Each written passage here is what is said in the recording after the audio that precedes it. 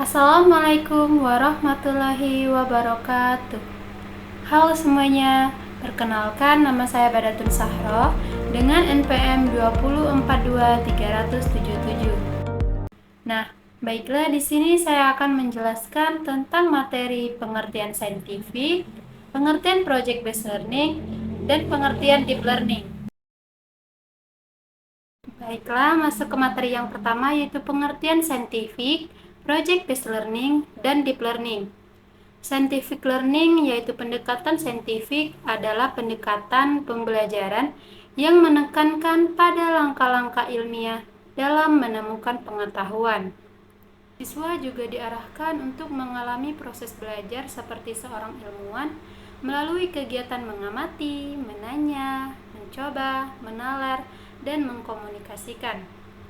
Tujuannya agar siswa tidak hanya menerima informasi, tetapi juga mencari, menemukan, dan membangun pengetahuannya sendiri dengan cara berpikir kritis dan logis.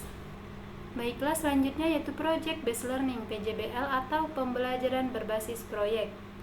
Nah, pengertian Project Based Learning ini adalah model pembelajaran yang menggunakan proyek nyata sebagai inti kegiatan belajar.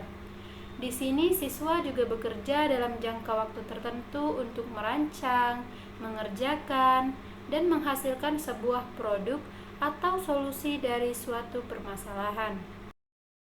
Ciri utamanya yaitu siswa belajar aktif, kolaboratif, kreatif, serta menghasilkan karya nyata seperti poster, laporan, model, dan presentasi. Tujuannya untuk membiasakan siswa memecahkan masalah secara nyata, bekerja sama dalam tim, dan menghubungkan materi pelajaran dengan kehidupan sehari-hari.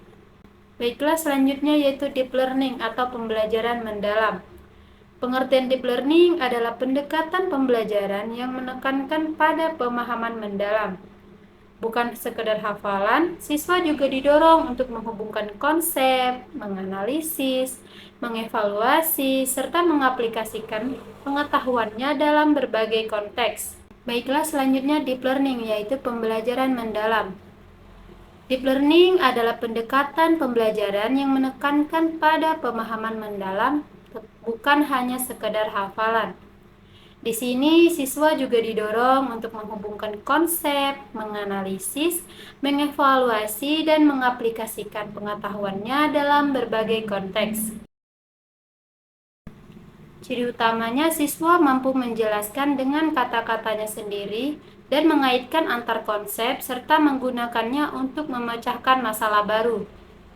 Tujuannya yaitu membentuk pembelajar yang kritis, reflektif, dan mampu berpikir tingkat tinggi yaitu higher order thinking skills.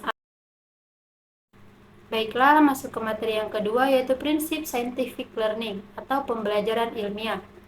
Pembelajaran ilmiah ini biasanya digunakan dalam kurikulum 2013 dan berlandaskan pada metode ilmiah. Prinsip-prinsipnya adalah yang pertama mengamati. Di sini siswa diarahkan untuk melihat, membaca, atau mendengar fenomena serta objek. Yang kedua yaitu menanya. Di sini siswa belajar mengajukan pertanyaan yang kritis dan mendalam. Yang ketiga yaitu mencoba atau mengeksperimen. Siswa melakukan percobaan atau aktivitas nyata. Yang keempat yaitu menalar. Di sini siswa bisa menganalisis data, menghubungkan informasi, dan menarik kesimpulan. Selanjutnya yang kelima yaitu mengkomunikasikan. Siswa menyampaikan hasil, pemikiran, diskusi, atau laporan. Yang kedua yaitu prinsip-prinsip project based learning atau PJBL. Model PJBL ini menekankan pembelajaran melalui proyek nyata. Prinsip yang pertama yaitu berbasis pertanyaan esensial. Pembelajaran dimulai dari masalah atau pertanyaan yang menantang. Yang kedua yaitu investigasi mendalam. Di sini siswa mencari informasi, melakukan riset, dan eksplorasi sumber. Yang ketiga yaitu otonomi belajar. Siswa diberi kebebasan dalam menentukan ide dan langkah. Yang keempat yaitu kolaborasi. Kerjasama tim diskusi, dan berbagi peran serta tanggung jawab. Yang kelima yaitu produk nyata. Hasil berupa proyek yang bisa dipresentasikan. Dan yang keenam yaitu refleksi. Di sini siswa mengevaluasi proses dan hasil. Yang ketujuh yaitu autentik. Proyek dikaitkan dengan dunia nyata atau kebutuhan lingkungan. Yang ketiga yaitu prinsip-prinsip deep learning. Yang pertama, pemahaman konseptual. Siswa benar-benar memahami konsep dan bukan hanya sekedar hafalan. Yang kedua, keterkaitan. Menghubungkan pengetahuan baru dengan pengalaman atau pengetahuan lama. Yang ketiga yaitu berpikir kritis dan reflektif.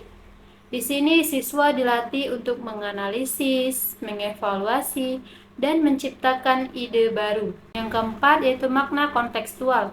Materi dikaitkan dengan kehidupan nyata siswa. Kelima, kemandirian belajar. Siswa aktif mengatur strategi belajarnya sendiri. Yang keenam yaitu transfer pengetahuan. Kemampuan menerapkan apa yang dipelajari ke situasi baru.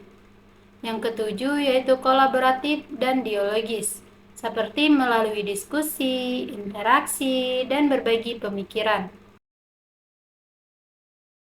Baiklah, materi selanjutnya yaitu keterkaitan saintifik, project-based learning, dan deep learning.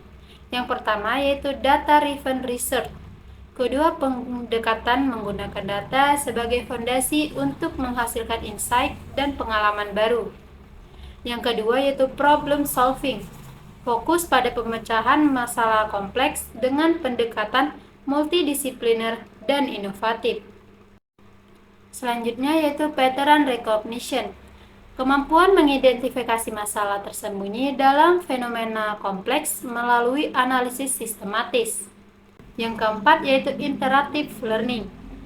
Proses pembelajaran berkelanjutan dengan perbaikan dan optimalisasi berdasarkan objek.